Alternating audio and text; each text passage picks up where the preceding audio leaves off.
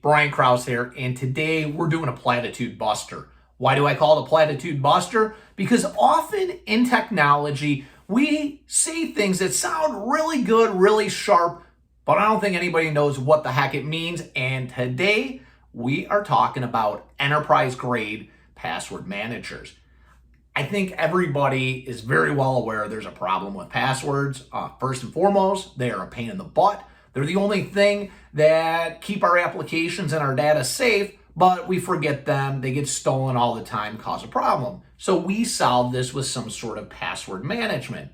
There's primarily three layers that we see in non-enterprise grade password management. The first being spreadsheets, post-it notes. I think it's pretty obvious why that's kind of a bad solution. We then get into the browser-based password manager. Think of Chrome or something that's built into Bing. These are kind of good in the sense that, hey, they allow me to click on an application, have my password automatically filled in. It's in one location, so that's kind of good. Then we get into more of the consumer grade password managers. And with these definitely have a lot more security controls in place.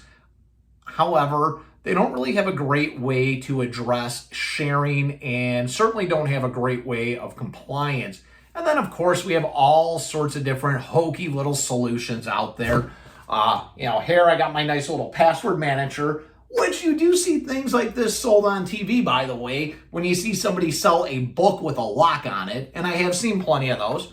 And sure, I can have a password on it, and in there's my password. Clearly, that is an enterprise grade. So what does make something enterprise grade? I think when we look at it, there's primarily a few things.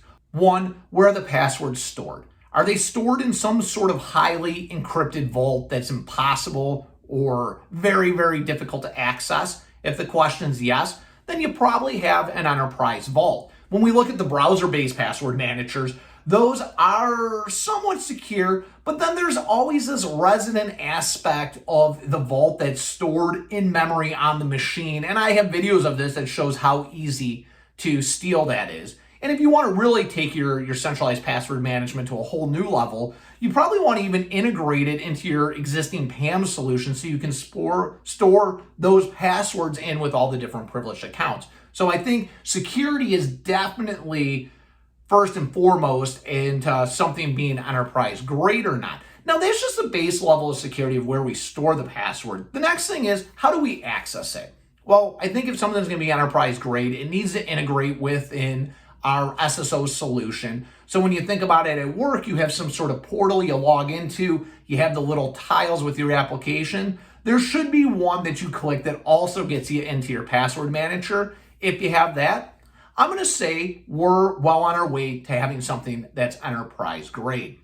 The next thing is audit and compliance. Of course, no one likes to hear about audit and compliance, but it's important and it is the way of the world. You have to have visibility into who has access to various accounts and when they've accessed, what they've accessed, how long they've accessed. And the only way you're going to do that is if you have a centralized vault that everybody's going through. If it's a personal vault or something managed on their own, you're not going to have that level of auditing. That's just a fact. And then there's also going to be other accounts that you're going to take auditing to an entire next level. And that's where we get into session monitoring. And as we start looking at session monitoring, this starts becoming some very weird, convoluted use cases where someone goes from being just like a standard employee workforce user to some sort of privileged user because they have a higher level of access. All of us have instances where we do that. Maybe you're going into Salesforce and at some point you want to change settings. Well, when that happens, we're spanning that, and maybe that's a point where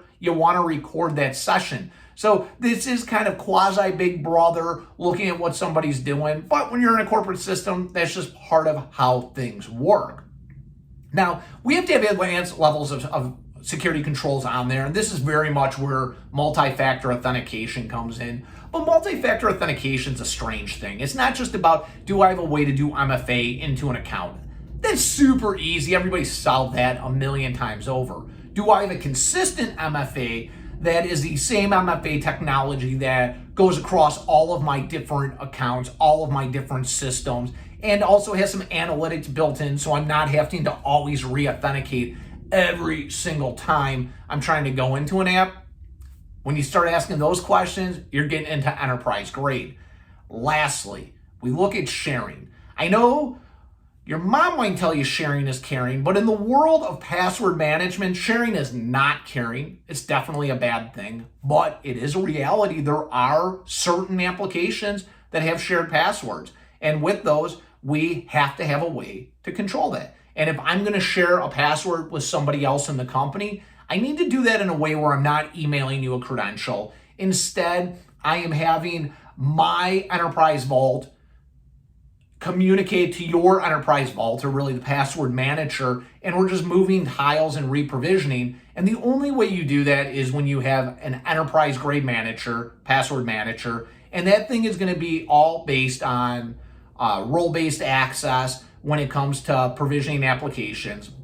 And then the last little part that falls into this whole idea of role-based access is you're going to have people that are going to come onto the network, off of the network. They're going to move around into different job positions. And with that, you have to have full provisioning to be able to grant and revoke access as necessary, but still have the company have the ability to get into the account.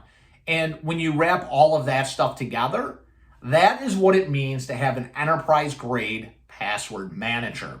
Hopefully, I've given you a little education on what it takes to have a true enterprise grade password manager.